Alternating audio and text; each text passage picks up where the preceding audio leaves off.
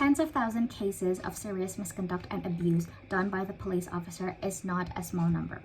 They include investigation of officer using excessive use of force, allegation of rapes, child molestations, and other sexual misconduct. Also, cases of domestic violence done by officers. People want this problem to be addressed and fixed immediately. We strongly oppose the motion as we firmly believe that defunding the police is a necessary and effective strategy to bring about a meaningful change. Let me explain why.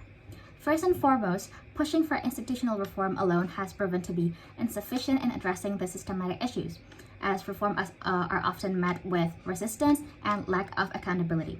This proposition team mentioned that structural change or systemic change is effective and constructive. We oppose that because let's address the elephant in the room. The police system as it stands, it's broken. Despite efforts at reform, instances of police brutality, racial profiling, or misconduct still persist at alarming rates. It's clear that tinkering around the edges with institutional reform simply isn't cutting it. We need a bold, transformative change, and that change starts with defunding the police. This approach challenges the systemic issues within a law enforcement institution and promote broader structural change, whereas institutional reform may only address surface level issues without fundamentally alerting the status quo. On the root causes of police abuse that the misconduct that the proposition team has mentioned before, I noticed that there is a similarity between the four causes, which is an individual character. Let's think about it. Lack of accountability, racism, and etiquette training, and militarization is an example of negative traits coming from a character of an individual. Negative traits can lead to abuse of power, discrimination, and also corruption. The thousands of cases of police doing abuse and misconduct is a proof that many officers still lack a sense of responsibility and dignity. Changing the system without changing the character of the police officer thoroughly will not giving the same result, because humans are dynamic and complex. Their way of thinking is adapting to the circumstances they're in. And when you think of abuse of power, you think about money, right? When people have money, they will get away with everything easily. For example, they do some bad stuff and they wanted to not getting punished according to the law, and they use money to bribe the law enforcement. That is one of the reasons why defunding is effective. Because the first constructive argument coming from the opposition bench is defunding the police presents a bold and transformative approach to addressing the root causes of police abuse and misconduct. It means taking some of the money that goes to the police departments and investing in other things that can help prevent crime and keep our community safe. Many people have lost their trust in police. Meanwhile, cases of crimes like assault, rape, robbery, drugs, etc. still happening every day. Why don't we invest to things like mental health services, affordable housing, drug treatment programs, and community centers? Now, why does this matter? Because in reality, the police are often asked to do too much, responding to everything from mental health crisis to homelessness to drug addiction. They are ill-equipped and undertrained to handle. When someone is having a mental health crisis or is struggling with addiction, sending armed officers with guns is not the solution. We need trained professionals who can provide support and assistance without resorting to violence. Defunding the police is also about accountability.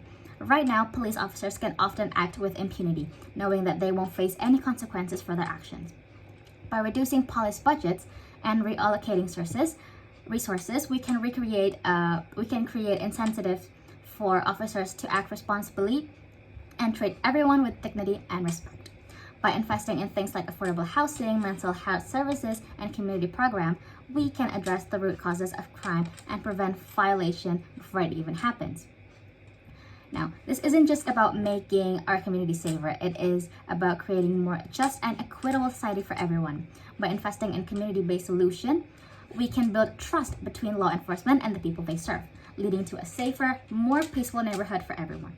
Some people might worry that defunding the police will make our community less safe, but the truth is it's the opposite, because the current system isn't making us safer, especially for people of color and marginalized community who are disproportionately targeted by police violence. Because what good it makes if only the system changed and not the police itself that changed the way they think.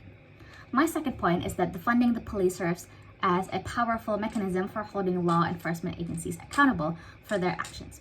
For too long, police officers have operated with impunity, shielded from consequences by a system that prioritized protecting its own over serving the public. Right? By placing financial pressure on police departments, communities can demand transparency, oversight, and meaningful reforms that address systemic biases and structural inequalities within law enforcement institutions. It can lead to a greater accountability and transparency within law enforcement agency. Now, by reducing the size of scope and of police forces and reallocating resources towards accountability measures, such as body cameras, civilian oversight boards, and disciplinary procedures, defunding sends a clear message that business as usual is no longer acceptable, and that real change must occur to rebuild the trust within the society and legitimacy in law enforcement. Moving on to my third point, defunding the police can lead to a reduction in the presence of armed officers in communities, particularly in neighborhoods that have historically been over-policed and disproportionately targeted by law enforcement. This can help alleviate tensions and reduce the likelihood of confrontational interactions and mitigate the risk of abusive behavior by police officers. By reducing the size of scope and law enforcement agencies, defunding police can help facilitate for a greater accountability and transparency within the remaining police force. Furthermore, defunding the police does not mean abolishing law enforcement altogether. Rather, it entails reimagining of the role of police within society and reallocating resources towards alternative approaches to public safety that prioritize community well-being and social justice. Now, this concludes all of the arguments that I have said.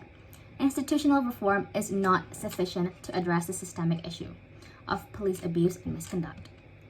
Defunding the police isn't just a radical idea, it is a necessary one. By divesting resources from law enforcement and investing it in community-based solution, we can create a safer, healthier, and more equitable communities for all. It is time to reimagine public safety and take a bold action to build more than just a more just and compassionate society. Thank you.